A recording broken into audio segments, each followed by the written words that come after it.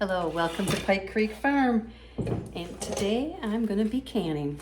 And if this is your first time here, my name is Renee, and I am in the thumb of Michigan, and I love canning. I love vintage recipes. I like to do videos on baking and cooking and using my pantry and how to stock up a pantry and just life here at what we call Pike Creek Farm.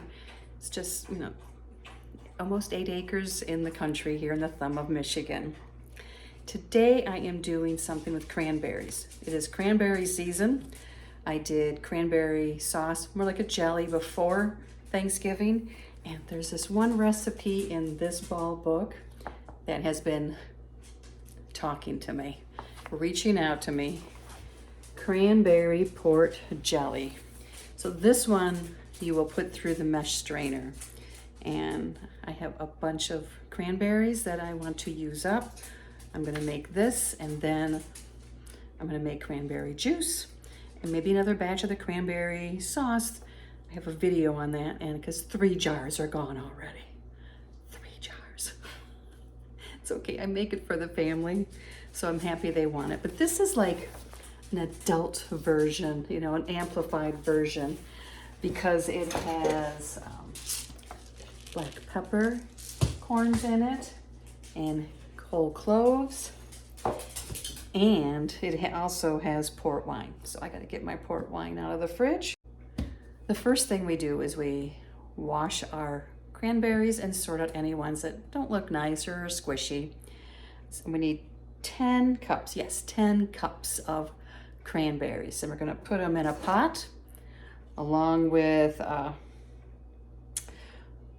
well, we don't put them in the pot, actually. Let me bring it back down and let's go through this recipe. I will try to find the link online for this recipe. If Paul has it, I will share it. Otherwise, I can't share it, but I did show you the book and I did show you the recipe. That's the most I can do. And what I like about this recipe is and this book does that often, they give an idea on how to use it in a recipe. So I think that's pretty cool. It says to put the first 4 ingredients into a pot. And this recipe makes 4 half pints, so it doesn't make a lot. I'm gonna do some in quarter pints too, so for gift giving or something like that. So the first step is to put 2.5 cups of the port wine. So I'm gonna bring you down and you can watch me do this. Okay, here is the wine I am using. I already drank some of it. I don't usually drink much alcohol, but this was kind of good. Sweet thing after dinner. So here's 2-cup measuring. So hopefully I didn't drink too much. Wow, I'm close. I'm close. Oh my God. I thought there was more than that in there. So there's 2 cups, and I'm gonna add a half a cup of water. So don't be like me, don't taste test it. Then we need the same amount of sugar, 2.5 cups.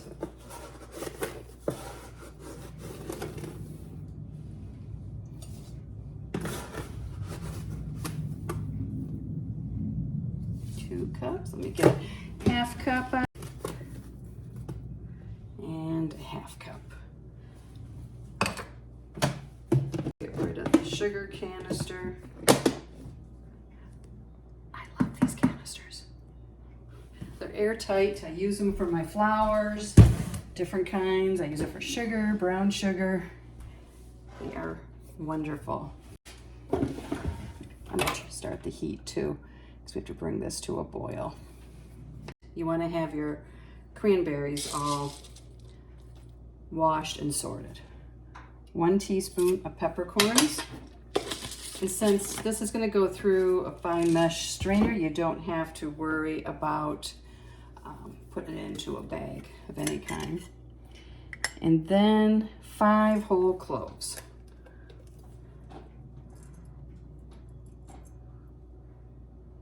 So 1, 2, 3, 4, 5. Okay, there we go. I have this turned on, and we're going to bring it to a boil and stir until the sugar is dissolved. Okay, in this pot, I have 2.5 cups of port wine. This is the one I used. 5 whole cloves, 2.5 cups of sugar, and a teaspoon of whole peppercorns.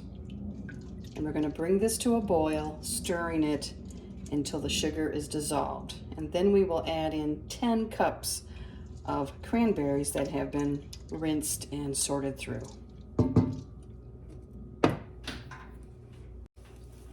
The reason this appealed to me is it's like a sophisticated version of cranberry sauce or jelly with more depth of flavor. At least I'm hoping for that. And then the recipe that came with it sounded so good. I'll have to do a video. It was Swedish meatball stroganoff, and they used this jelly in it. And it reminded me of if you go to IKEA and you get the Swedish meatballs there and they serve the lingonberry jelly on the side, which is so good. But I don't know what lingonberries are, and we don't have them here. But it reminds me of cranberries, similar. But this recipe, it isn't served on the side, it's incorporated in. So that's why I'm gonna have to try it.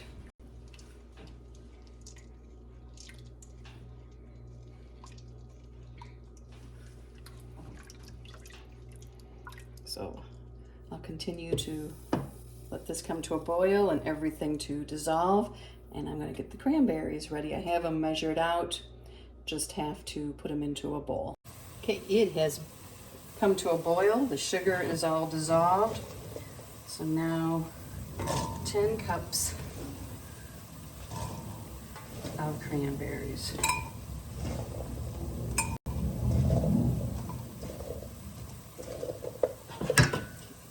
There's 4.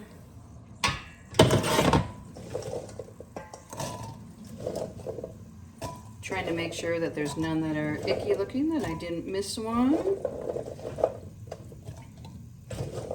I have these in my outside fridge, and it's really cold here. So they got partially froze, so that makes it a little challenging. Turn the heat back up some. It says to bring it to a boil and then reduce the heat and let it simmer uncovered 15 minutes or until the cranberry skins start to split. Oh, look at the size of this cranberry. That's a big one. I mean, they will start to pop, and it's like popcorn almost.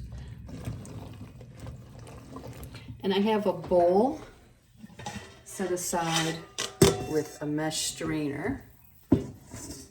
Can you see that? And we will put it through that when they start to split and press down to release as much juice as possible.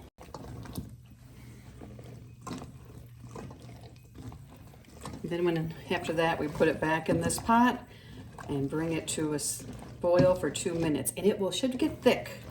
I am amazed at how the natural pectin in cranberries works. It is amazing. Okay, what would I use this for? Well, as a condiment to go with pork or turkey, chicken. It would also be great on a charcuterie board or a cheese plate. It would be great on sandwiches to give them an elevated element of flavor. Swedish meatballs, like the recipe says.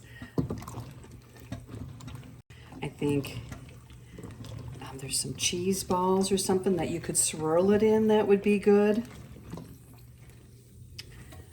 Give me some ideas down below. Okay, this is starting to pop. I say that, then they're not going to do it. See, the skins will pop like that.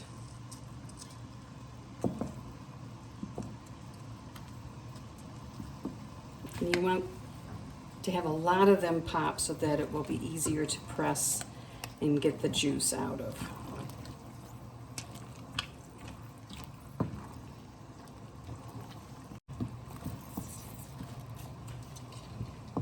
Just a few more minutes and then we will get to straining them.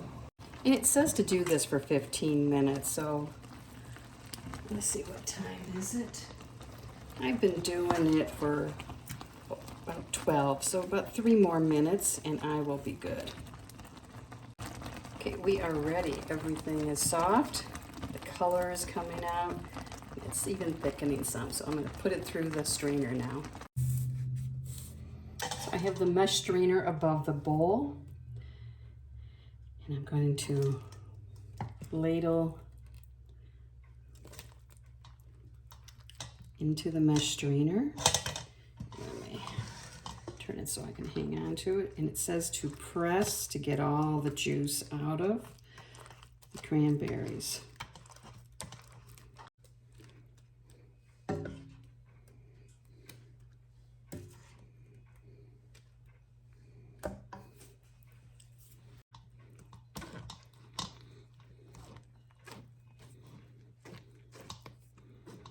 I'm curious if I will end up with as much as they say. Sometimes these recipes are funny.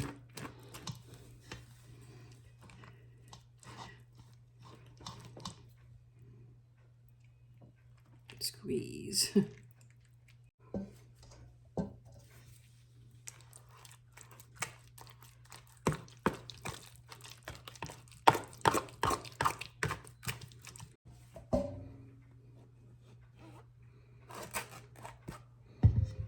Okay, let's get the rest of this in there.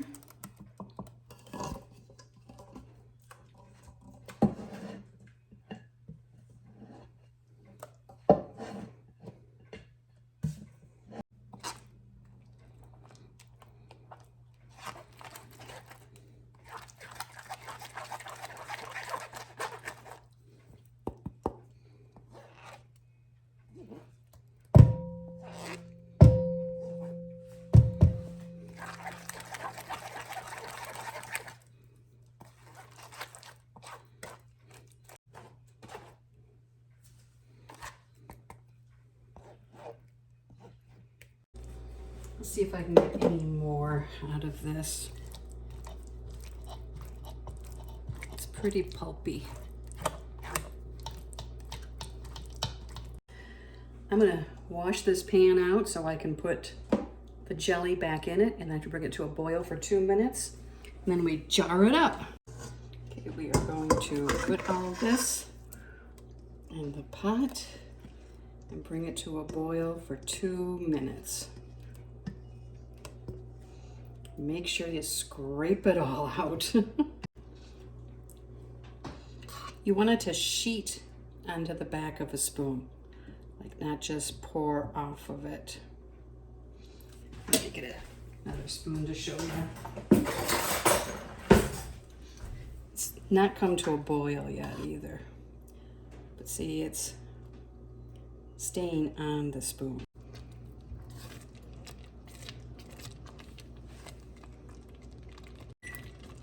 Timer went off. I'm going to pull it off, and I have the jars, and we're going to start ladling it into it. Let's see how many jars I end up with. I'm going to do the 2 1/4 pints first because I want to make sure I have those.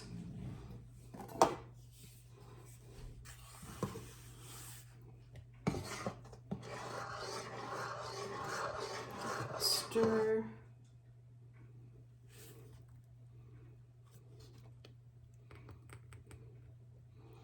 Color is gorgeous.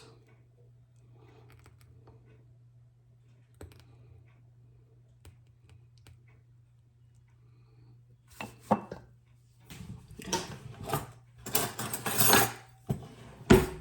little too much.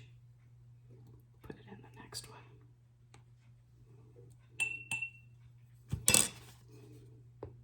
You want to make sure you get the edge nice and clean. Get it down there.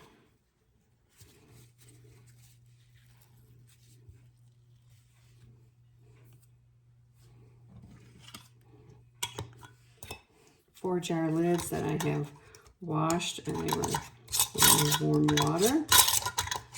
And if I can get finger tight, and 1/4 pint going in. Okay, that one went cleaner.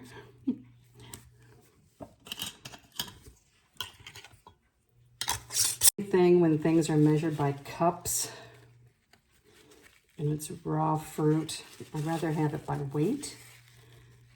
I think it gives a more accurate measurement, but that's just me.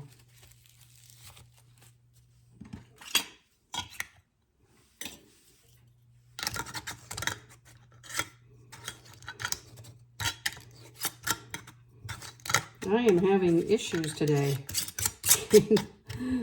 The rings started. And this is what I have left. I don't think there's enough for a 1/4 pint. So I'm going to put it in a little ramekin and we will use it.